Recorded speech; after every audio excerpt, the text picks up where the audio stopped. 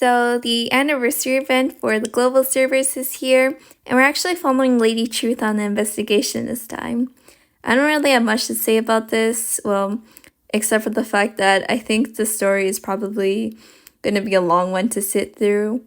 But like with most events here, I'm usually interested in sitting down and actually reading and learning more about the story. But yeah, without further ado, let's get into this. Prologue, a peculiar commission.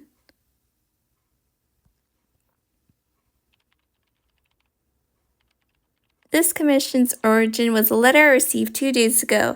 In it, Cleo, who I met during the Lonesome Moon incident and who has now reverted to her birth name, Arya Miller, sought my aid. Having inherited the Azoth Library from her late grandfather, she received an appointment notice the very next day from the library itself, beckoning her to assume the role of its new director. The library, notorious for the untimely demise of several directors shortly after their appointment, is reputedly cursed. Although skeptical of this curse of the tongues of others, she yearns to uncover the truth. Oh my gosh, his mind's eye. It's been a long while since I last visited the library, and I have not been in contact with my grandfather for some time before inheriting his estate. Still, a day after inheriting the library, the appointment notice was delivered into my hands. Whether it's the current director appointing you, someone who hasn't visited the library in a long time, as a successor right now, or the library staff being able to send you the letter immediately, following the unexpected demise, there lies a peculiarity in logic here that is difficult to articulate. Y'all, mind's eye looks so good here. She looks really cool here. Did your grandfather ever speak to you of such matters, of a curse within the Azoth Library? No, although grandfather was fond of teaching me the science of symbology, he never once spoke to me of matters related to the esoteric order.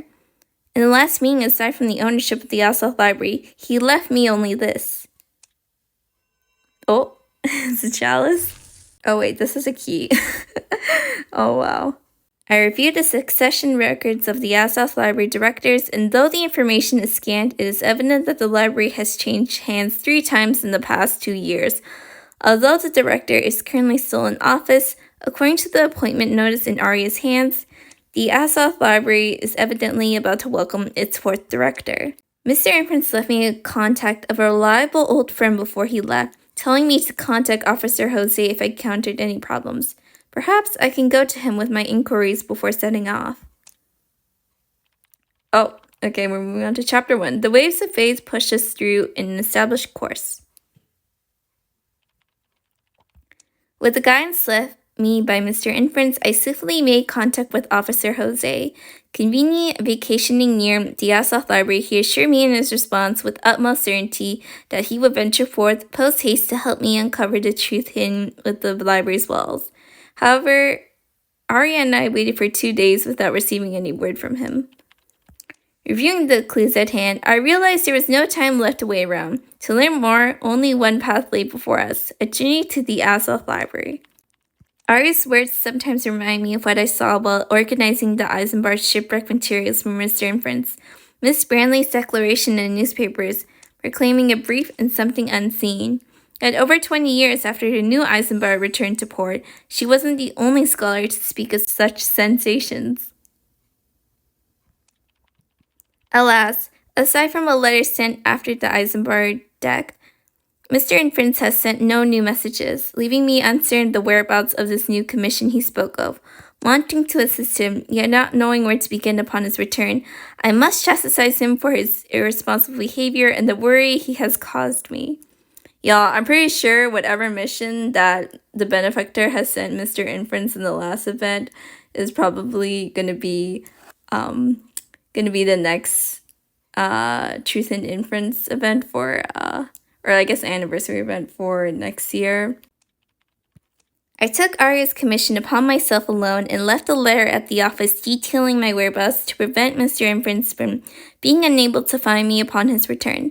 Then Arya and I embarked on our journey to the Azoth Library. Well, Despite the passage of many years, Arya charted a clear path for us, allowing us to arrive at the Azoth Library without delay. I found no noteworthy footprints in the mud, but at the river's edge, I spotted Officer Jose. I had assumed his investigation would have progressed somewhat over these past few days, but upon closer inquiry after a brief exchange of pleasantries, Officer Jose seemed evasive, merely mentioning a signed case of homicide.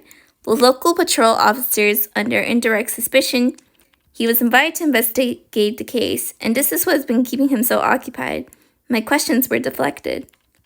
I chided Officer Jose, who seemed unfazed, laughing as he bestowed upon Arya and me the title of police assistant. He led me through the identity check at the entrance of the Azoth Library and directly into the main hall. This unobstructed passage lit a spark of conjecture within me. The Azoth Library, conservative and exclusionary nature, is well established. Officer Jose's ability to bring people in under the guise of police assistance suggests a genuine need for police intervention within. Could this be the scene of the case he's handling? There's no hurry. I already demanded their cooperation under the authority of the police. The crime scene remains well preserved, and the local patrol has gone down to block all entries and exits. The culprit can't escape. Y'all, this man really needs to get like an official skin for this universe. A crime scene? A culprit? Has there been a murder here? Officer Jose, may I learn the identity of the deceased? Oh, it was the director. Happened just today. These library people aren't too keen on letting me roam around the place, so I haven't had a close look at the crime scene yet. Y'all, there's always someone gonna be dying in these events. Today, June 23rd, precisely the day Arya was expected to arrive at the Azoth Library to assume her position, the current director died under suspicious circumstances. No, this cannot be a coincidence. In my formative years, amidst the quietude of the library, my grandfather often instructed me in the art of symbology.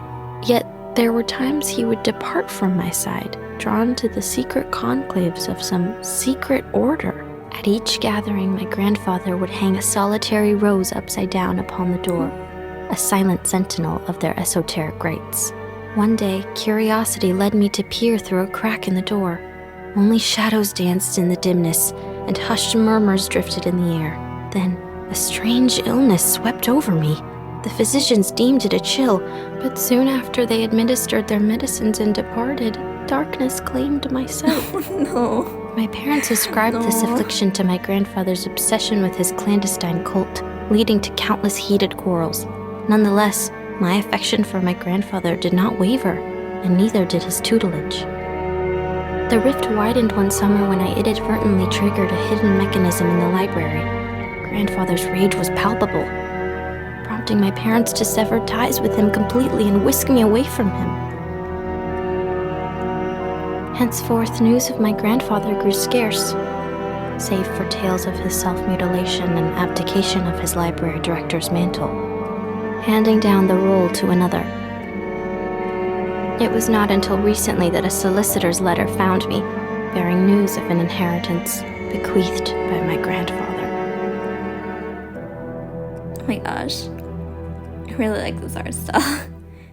There seem to be certain unfavorable aspects here.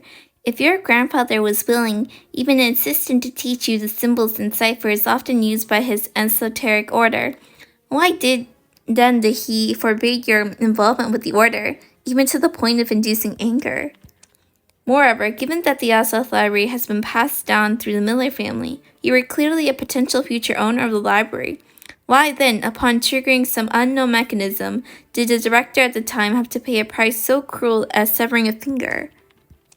It should have been me who took the blame, but grandfather believed his failure to teach me properly led to my transgression against the order's traditions. Though I do not understand why grandfather and the order placed such importance to this matter, grandfather took all the blame upon himself. Following their traditional punishment, he severed one of his fingers, oh gosh, and soon after he passed the directorship to someone within the order. Grandfather then left alone, never to return to the library or convene with the order again. Severing a finger? That's quite a severe punishment. Yes, they believe that missing fingers affect one's stability during experiments, and more so, they present a fundamental imperfection in the flesh. Without a pair of steady hands, one cannot perform the ultimate experiment or craft the perfect creation.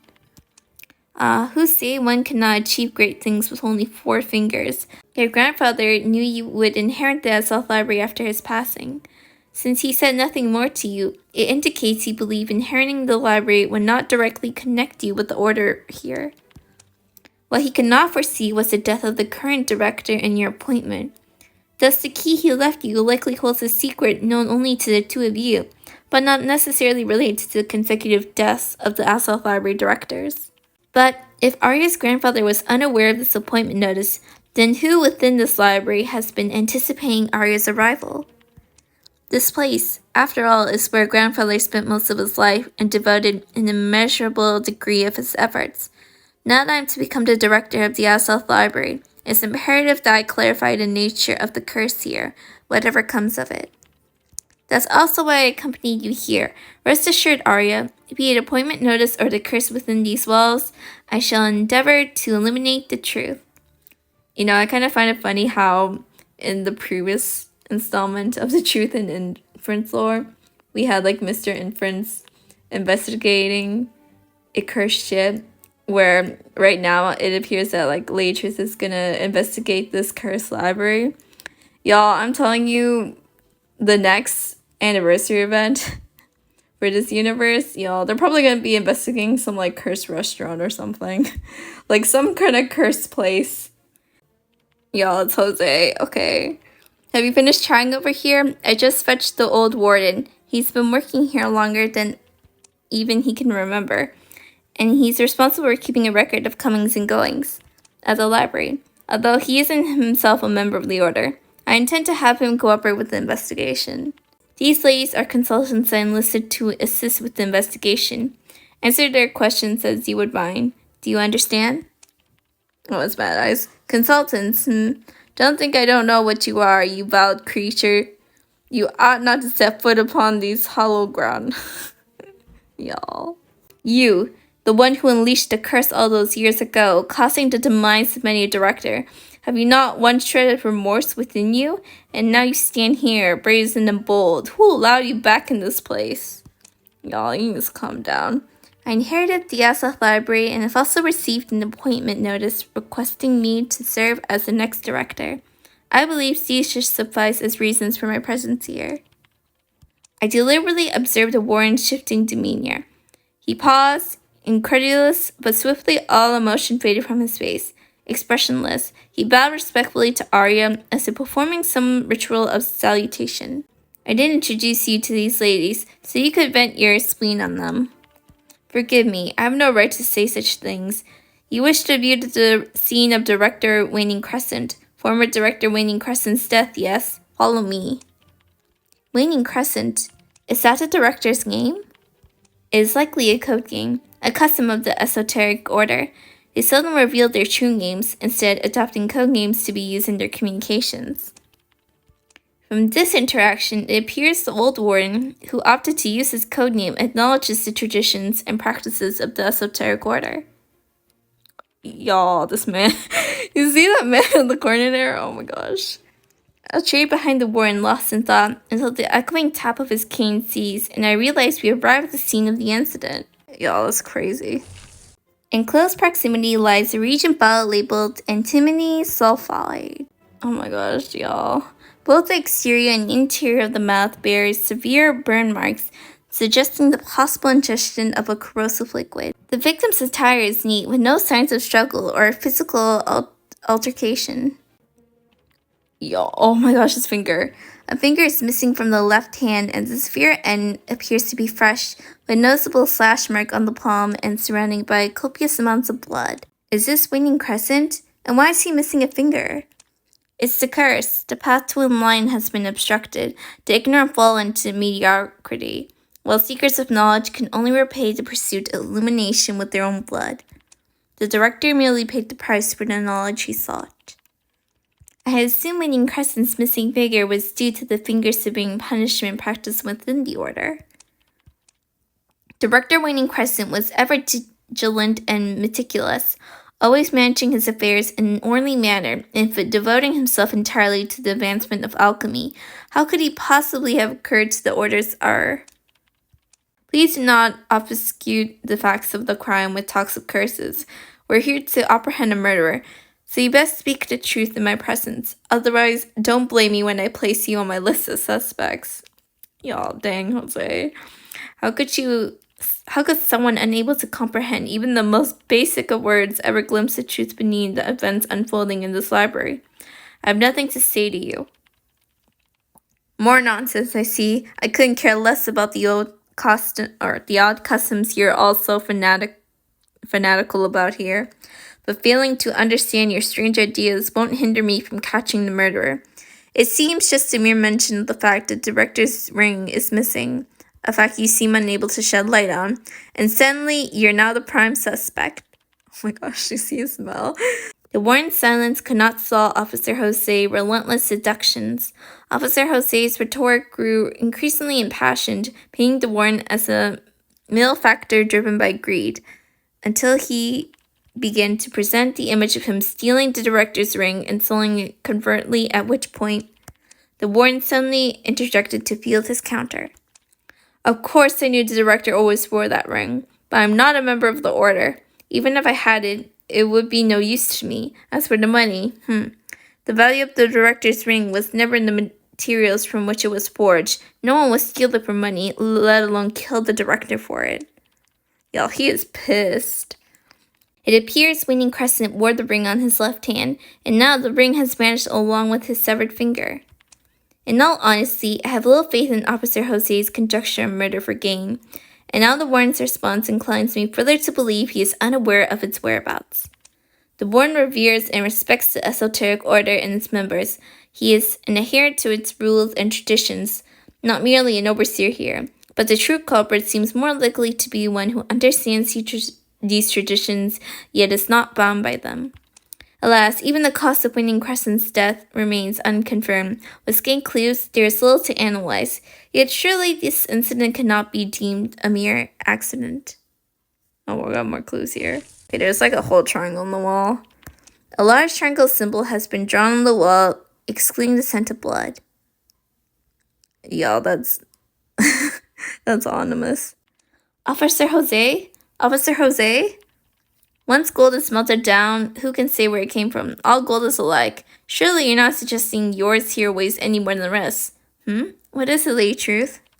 Officer Jose, and you, Mr. Warren, the burn marks around Waning Crescent's mouth may well be related to something he ingested. I wonder, has the local constabulary conducted a medical examination of his body? Rest assured, I already contacted the town's patrol. They'll be coming to take the body off a thorough examination. But if you ask me, we should also investigate whether anyone has been skulking about here these past few days. Or did the director recently invite anyone over as a guest? The director was immersed in his research, rarely venturing out, save for the regular procurement trips. He maintained a correspondence solely with a few distant scholars within the order, all in pursuit of the sublime secret to crafting the Philosopher's Stone. Surely, after such a grave incident, he must have already notified his next of kin, yes? I don't know much about the director's family. Only his parents have passed, leaving only a brother behind. That brother, a troublesome sort, with barely a fraction of the director's talent. Yet he never stopped trying to worm his way to the order. The director's brother used to frequent the library before the director took charge. After this section, his visits became less frequent. When he did visit, he would always give the director a hard time, and would often end up arguing. I'm certain the director must have taught his brother in secret, but I've never seen him accomplish anything noteworthy. The housekeeper says she's written to him, but that had nothing to do with the library, nor is he a member of the order. His coming here would serve no purpose at all. If no visitors had come during this time, then those present in the library that day are, by default, the prime suspects. Has the warden not considered this, or does he have some other reliance? Mr. Warren, could you please tell us who was in the library when Director Waning Crescent died, if anything unusual occurred? I know what you wish to ask. Aside from the director, only I, the housekeeper, and the patrol officer were on grounds today. As for anything unusual, around 1 in the morning I heard a loud noise coming from the director's office. The director was always very precise, even somewhat fanatical in the pursuit of perfection. He kept the library books and experimental apparatus in meticulous order, and experiments were always accurate, seldom resulting in such mishaps. Mishaps? Why would you employ such a term to describe the sounds of that night? It's because I heard the sounds of something falling to the ground and bottles breaking. The office door was tightly closed at the time, and I feared for the director's safety, so I knocked to inquire. The director opened the door and told me it was a minor problem with the experiment, but he said there would be new progress soon after. The director seemed unusually excited at the time, with no injuries on his person I could perceive. I assume his experiment has finally made a breakthrough, and he was simply in high spirits, so I left. So the housekeeper and the patrol officer were the last people to see Waning Crescent. Are they both in the library right now? After the incident, the patrol officer went over to the opposite bank to check the blockades.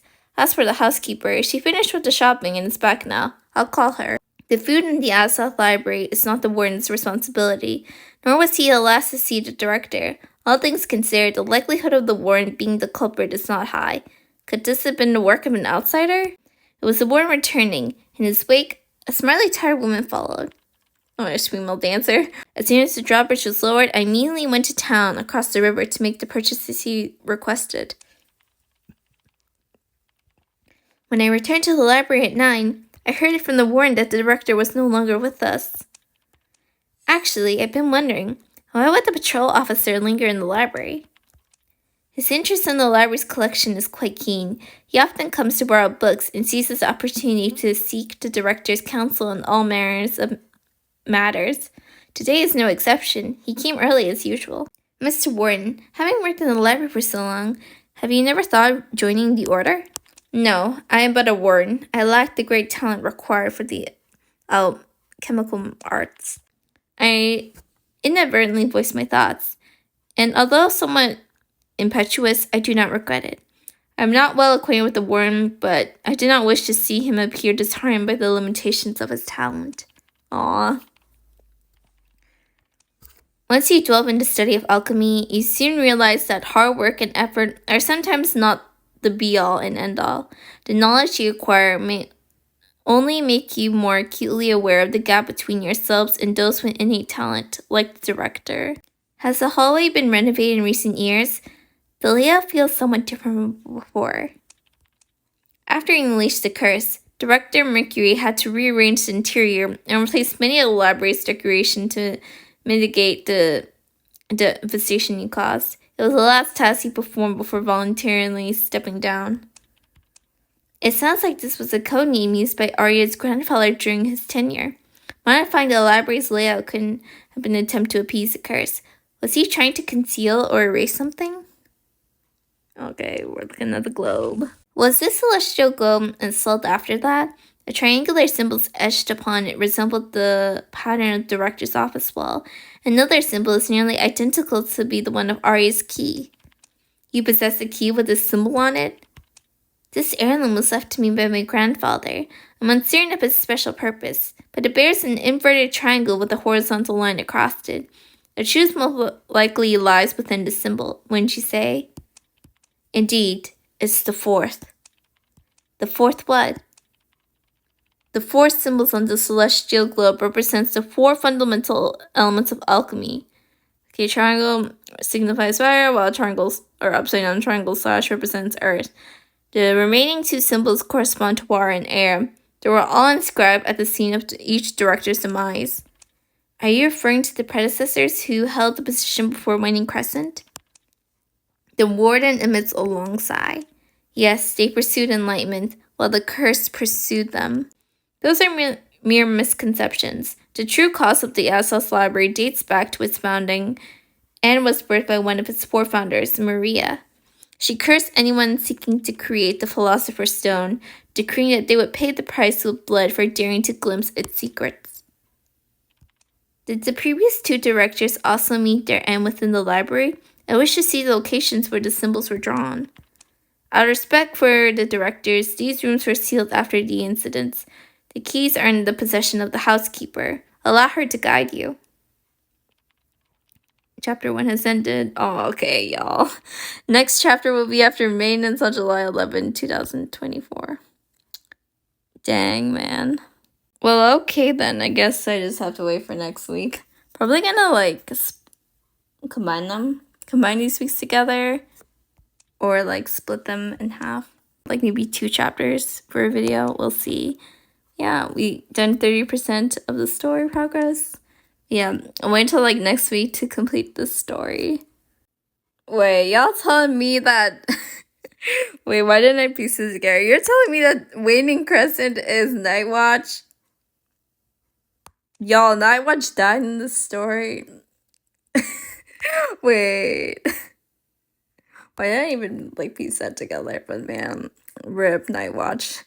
Y'all, I kind of had to stop, but I didn't, like, want to voice it out loud. But basically, like, the person who died, was that supposed to be, like, Night Watch's brother?